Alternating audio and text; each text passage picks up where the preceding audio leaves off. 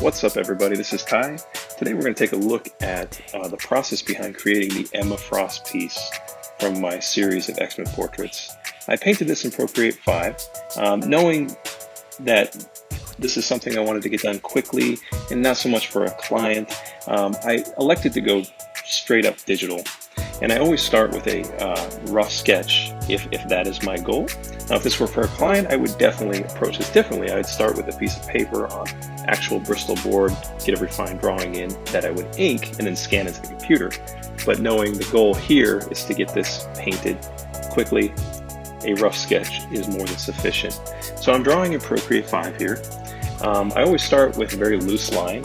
I'm looking for those shapes. I'm trying to find markers that will give me a great composition, that will hit those sweet spots of the anatomy, that will give focus in the right areas. I want people to look at her face. So I'm going to do everything design-wise to kind of get you to look in that area. But at the same time, I want to keep it interesting all over. So Emma Frost is a fan favorite of the X-Men. So she had to be both beautiful and powerful, and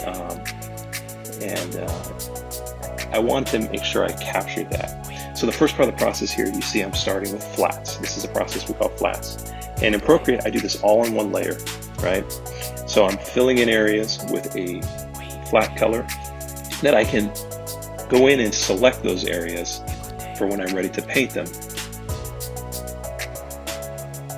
Going in here, just doing a little bit of cleanup. And then I go in and I usually start with the face and the skin.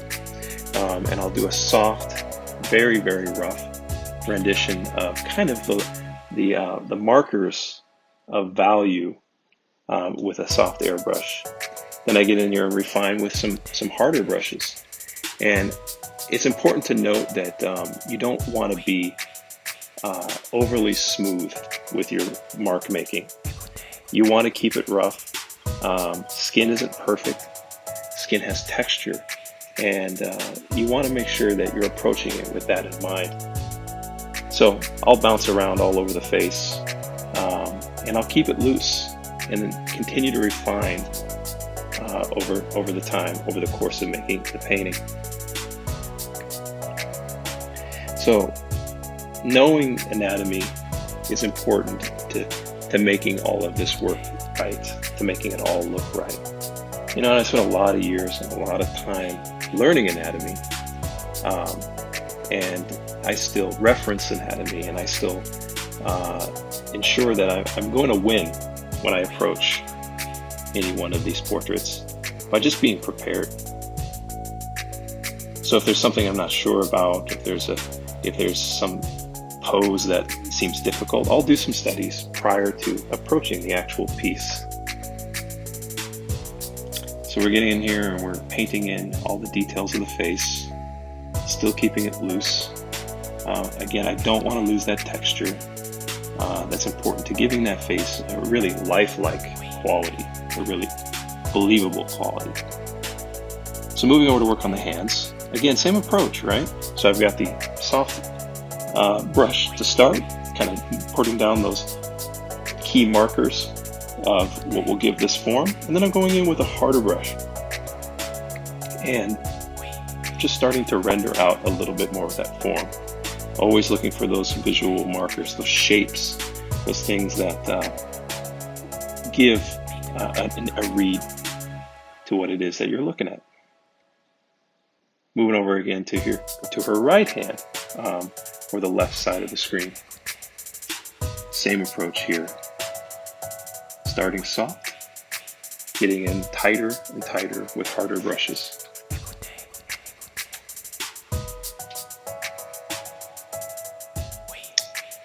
Back to the face of it. And you'll see me do this quite often. I plan to put out more of these type of videos if everyone enjoys them. I know that my process isn't the same as everyone else's, but nobody's is the same.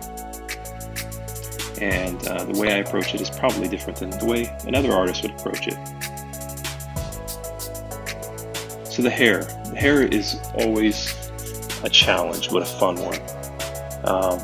it's important to remember to approach hair in chunks or thicker bulks and strands rather than individual strands of hair. You want to make interesting shapes and an interesting flow to the hair.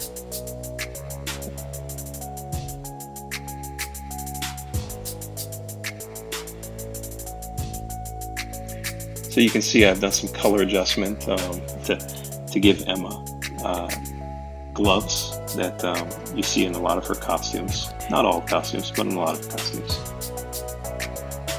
So continued refinements to the hair here.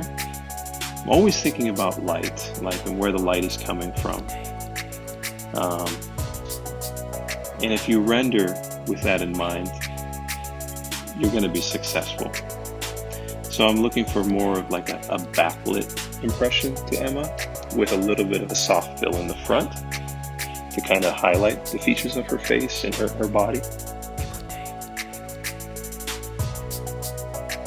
Going in and putting some detail here on the gloves. At this point, I'm using mostly hard brushes. I'll use a combination of pencils and hard round and textured brushes to give me the look that I'm looking for. Now, in considering the kind of the final look for the hair, I'll note that while I'll start with larger chunks and sections of hair, I'll commonly go in and throw in individual strands here and there just to break up those larger chunks and to give it a little bit more believable feeling.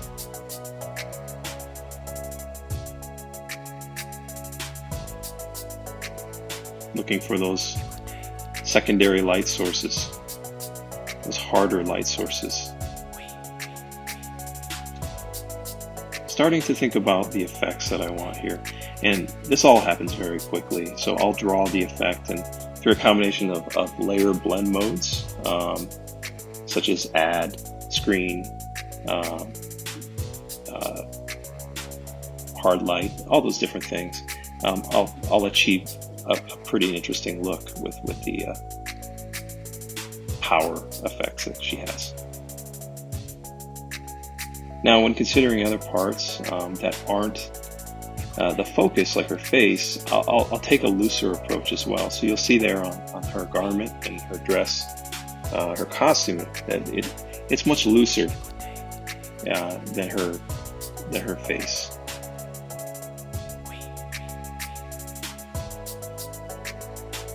Going in and continuing to refine some of those details, trying to bring focus to the right area. And the last little bit of detail here, painting in the neck piece that she's wearing. And there we're done. And there we have it. And thank you so much for watching. I appreciate your time. If you have any questions, please feel free to reach out to me. If you like what you saw, I'll continue to make these videos. Just let me know. And don't forget to hit that subscribe button. Thanks.